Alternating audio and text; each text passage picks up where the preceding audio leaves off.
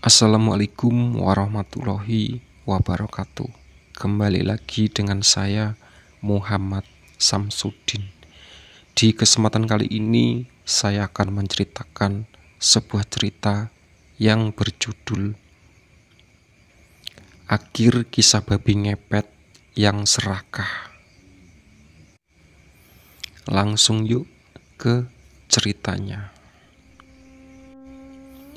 "Marsuki, keluar kamu," kata seorang warga yang suaranya menjulang di antara pintu yang ditendang-tendang.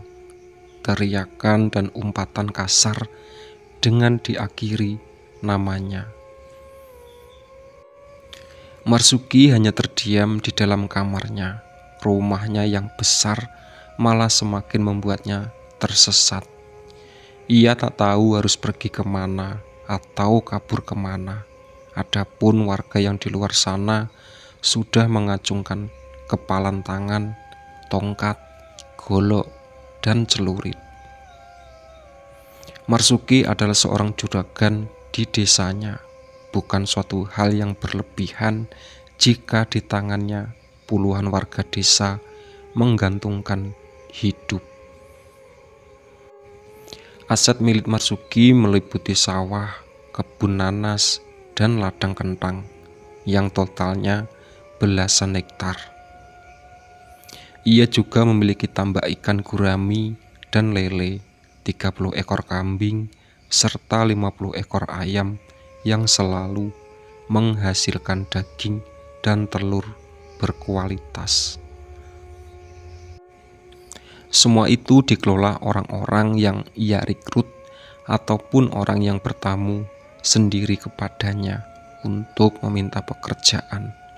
Alhasil, kerjaan Marsuki setiap harinya hanya mampir untuk melihat-melihat bisnis berjalan dan sisanya menikmati uang hasil bisnisnya.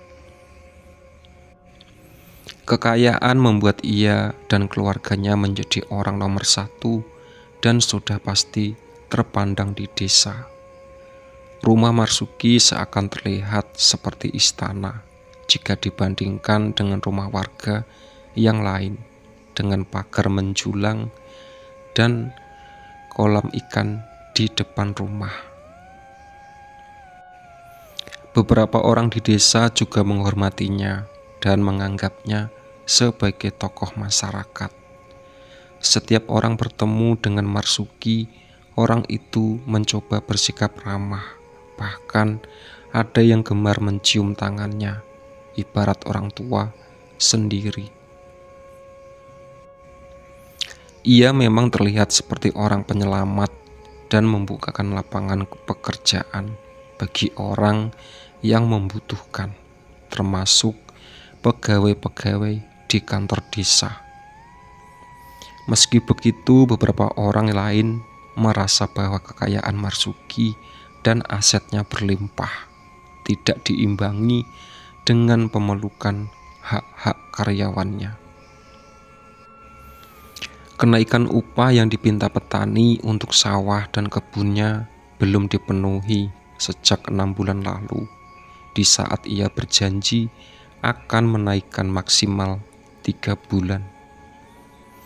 Buruh-buruh itu semakin tersulut emosinya ketika mendapat Marsuki pergi keluar kota dan datang dengan mobil baru. Sebuah mobil sedang berwarna merah yang sebenarnya tidak cocok jika dipakai di jalanan desa. Sialan, mereka nggak tahu rasa bersyukur apa jadi karyawan. Saya sudah kasih semua buat mereka, tapi mereka malah meminta lebih. Marsuki naik pitam. Ia dan istrinya hanya bisa diam di ruang tamu ketika beberapa jam sebelumnya perwakilan karyawan mereka duduk di sofa-sofa empuk untuk meminta kenaikan upah. Yang Marsuki dan istrinya marah adalah karyawan mereka mengancam melakukan aksi mogok kerja dan memblokade jalan menuju ke sawah.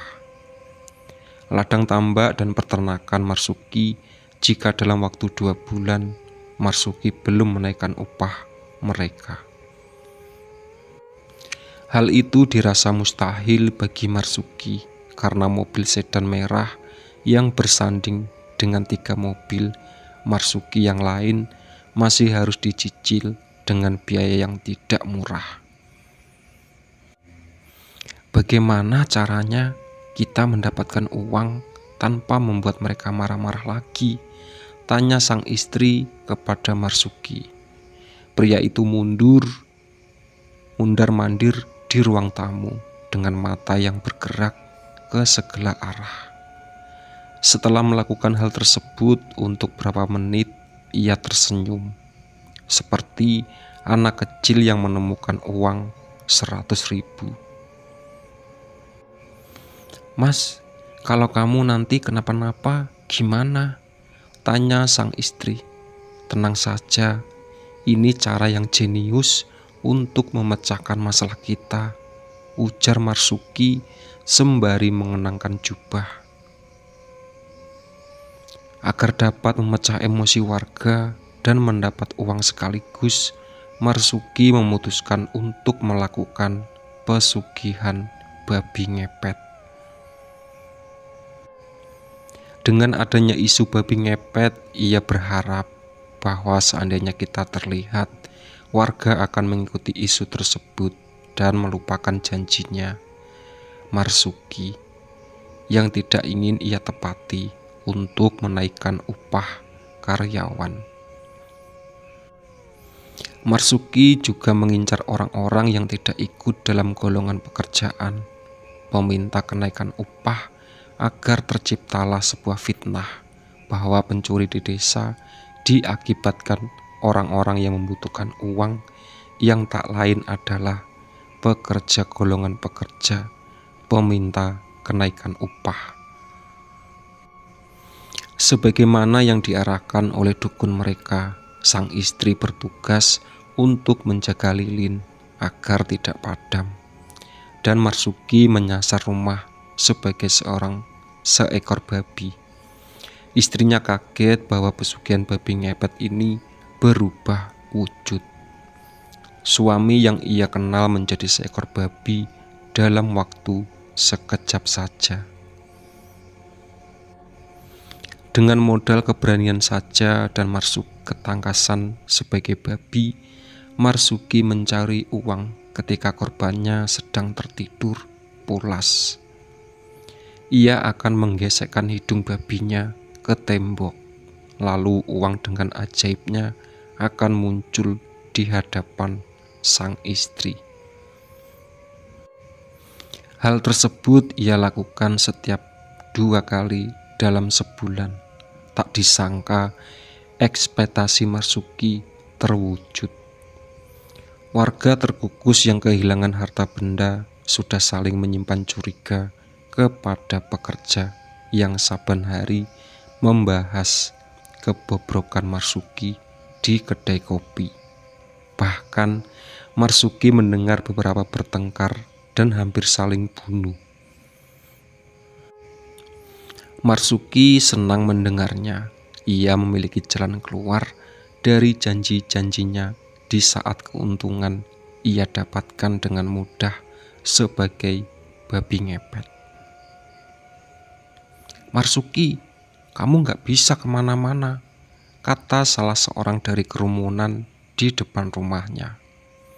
Marsuki dibasahi oleh keringat yang tak mengucur sedari tadi.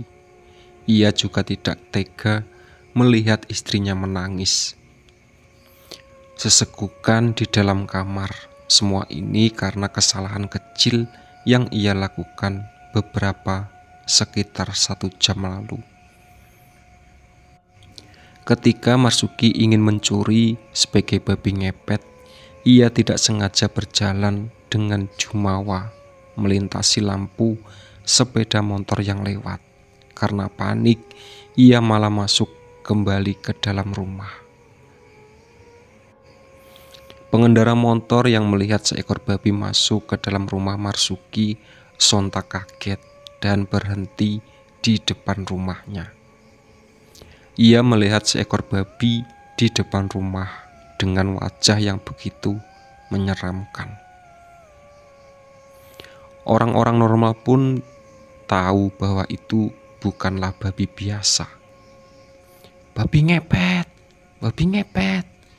Teriakan tersebut membuat Marsuki seperti orang bodoh, dipergoki sebagai babi di rumahnya sendiri. Mendengar teriakan itu, istrinya langsung meniup lilin yang diikuti menghilangkan Marsuki. "Bu, ini gimana, Bu? Kita ketahuan," ujar Marsuki panik. Sang istri mulai menangis dan tidak mengatakan apapun lagi. Marsuki mencoba untuk mengunci semua pintu dan mengintip dari balik jendela.